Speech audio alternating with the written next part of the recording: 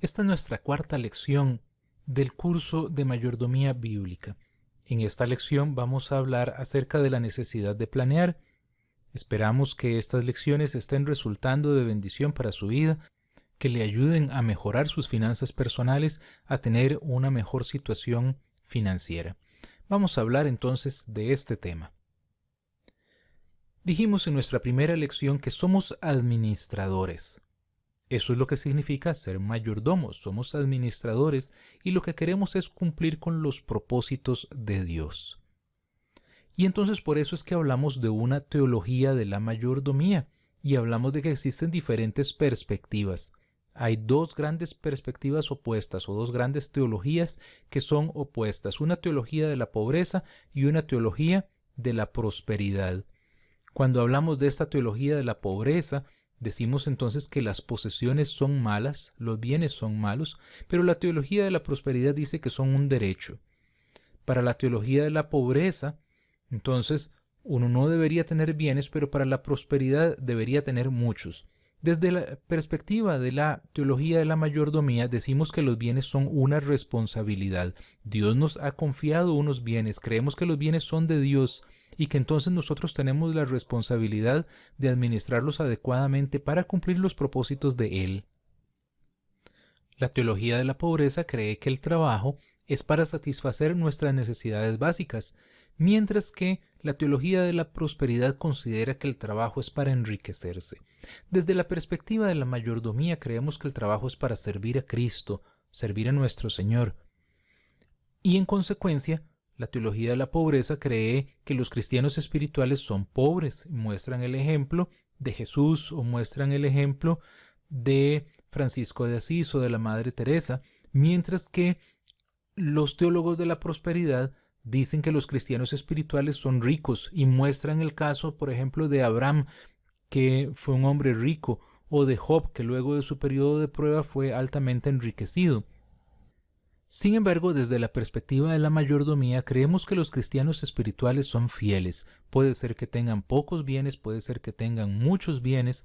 Creemos que el Señor nos da poco o mucho para que nosotros seamos fieles en la administración de esos bienes. Para la teología de la pobreza, los carnales y perdidos son ricos.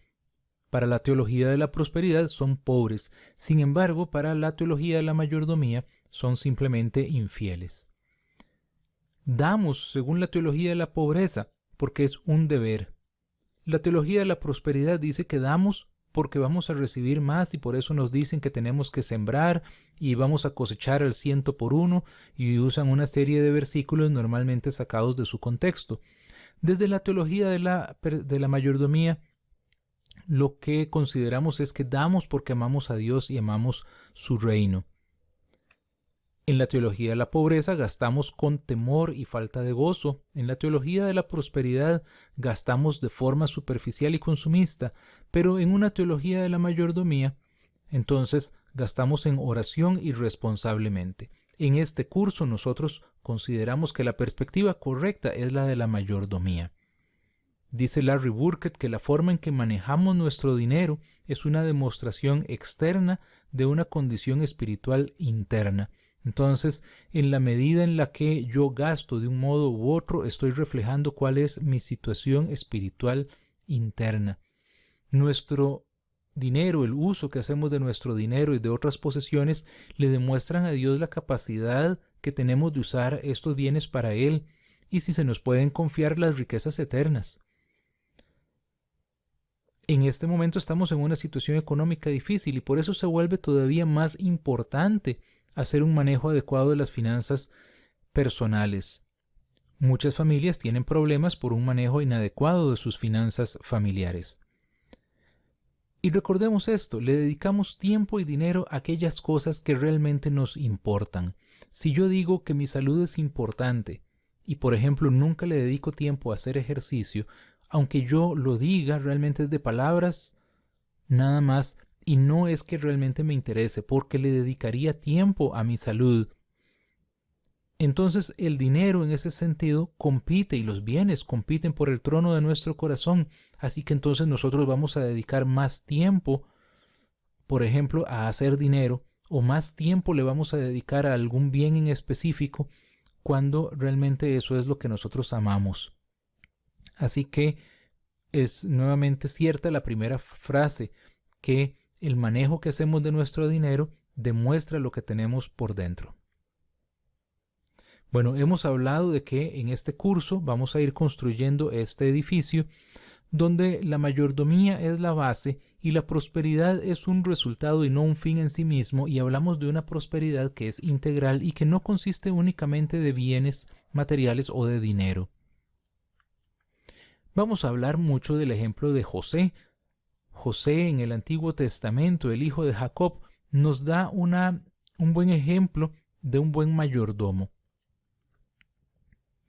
La historia de José se encuentra en Génesis entre los capítulos 30 a 50 y usted puede abrir su Biblia y leerla con tiempo e ir extrayendo todas las enseñanzas que nos da.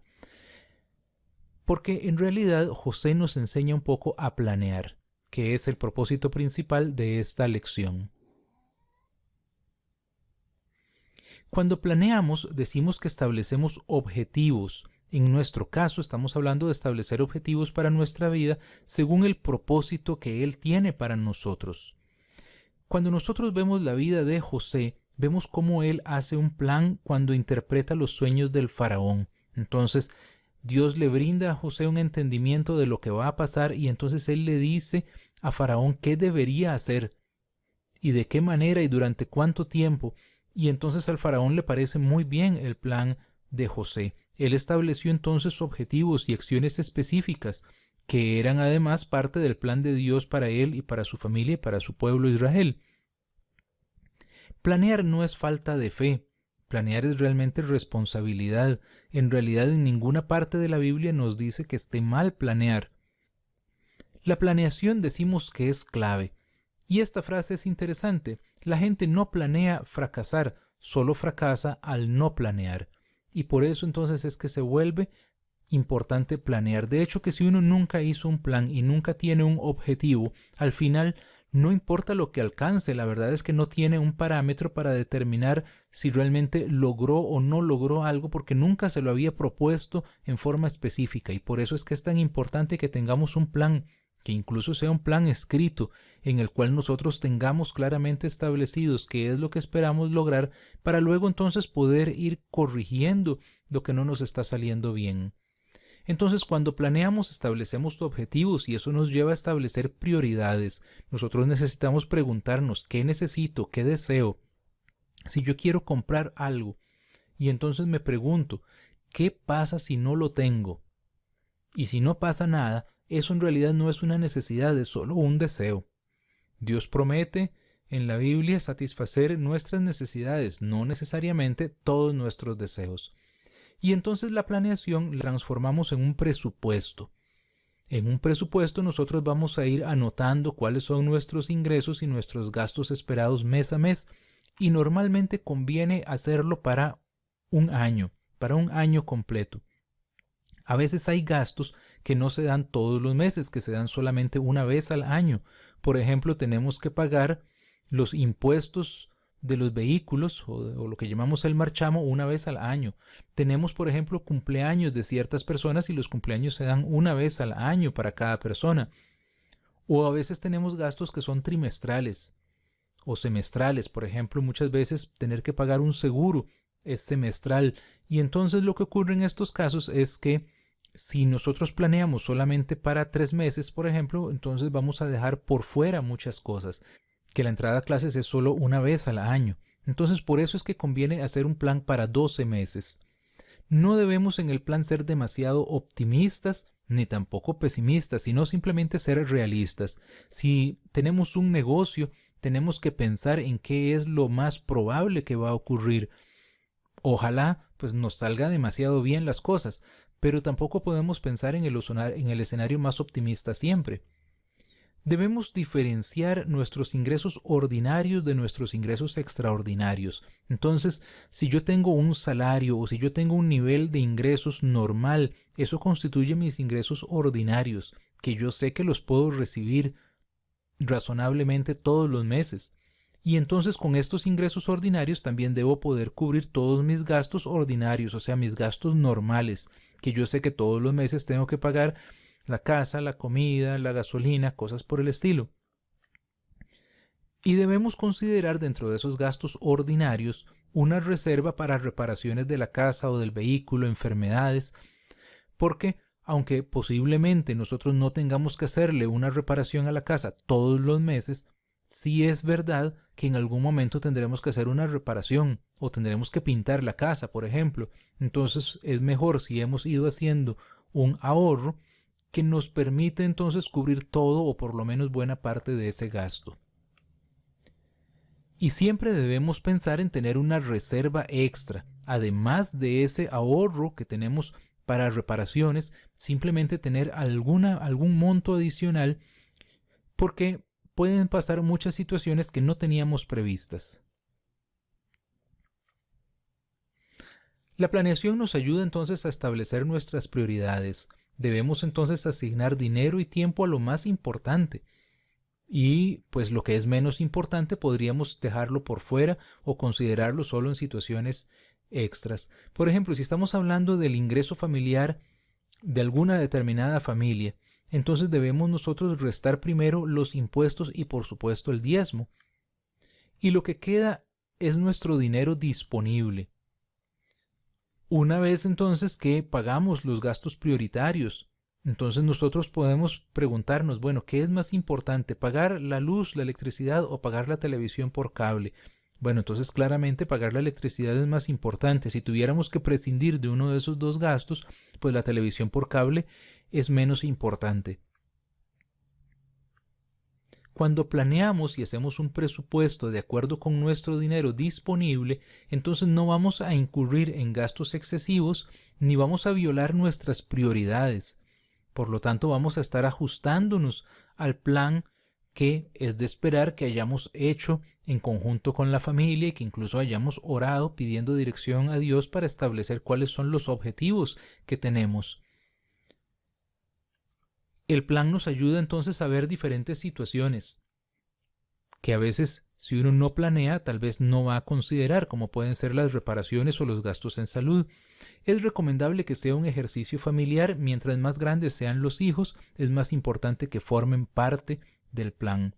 Y nos ayuda a rendir cuentas. Si uno es muy desordenado, bueno, luego puede rendirle cuentas a alguien que le va a decir, bueno, me extralimité en tales gastos, porque había un plan para poder determinar cuándo se pasó de ese monto. Hay archivos de Excel que usted puede conseguir en Internet. Aquí doy un ejemplo de este formato que tiene Finanzas con Propósito, pero hay muchos otros y uno puede construir su propio archivo o una libreta, por ejemplo, o usar alguna aplicación. Otro principio importante es el de la perseverancia. Debemos nosotros ser perseverantes y el plan nos ayuda a ser perseverantes, ¿verdad? No sé si han escuchado esta frase que sale en la publicidad de una compañía de tarjetas de crédito, porque la vida es ahora. Eso nos motiva a gastar ya, a disfrutar las cosas en este momento.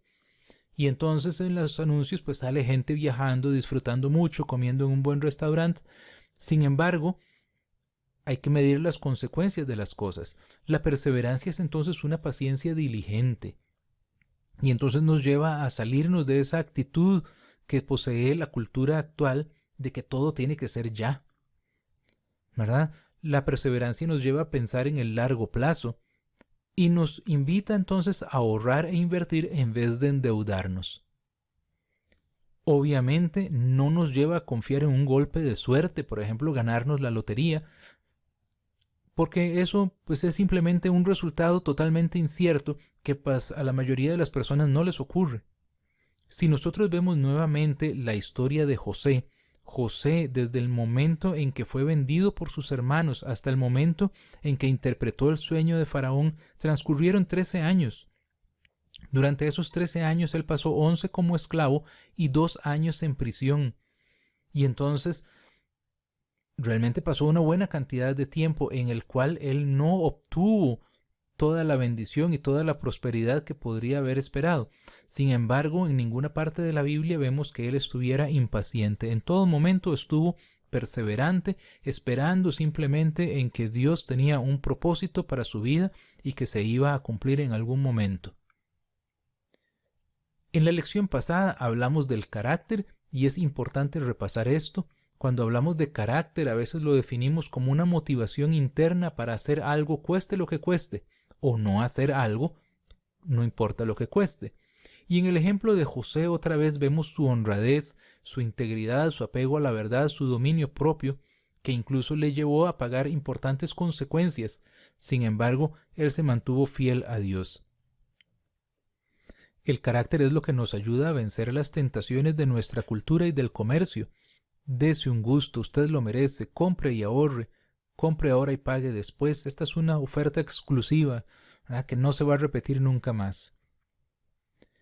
Luego tenemos el tema del estilo de vida. El estilo de vida que debemos nosotros llevar es aquel estilo de vida que podemos pagar. No podemos nosotros pretender estar en una clase social superior a la que realmente estamos.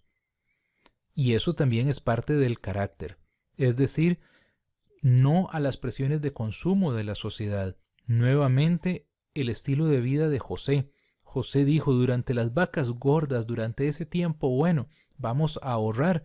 Y ellos entonces ahorraban el 20% que sirvió para las vacas flacas. Veamos que entonces ahorramos durante los tiempos buenos. Por lo general nosotros pensamos durante los tiempos malos cuáles son los gastos que hay que recortar.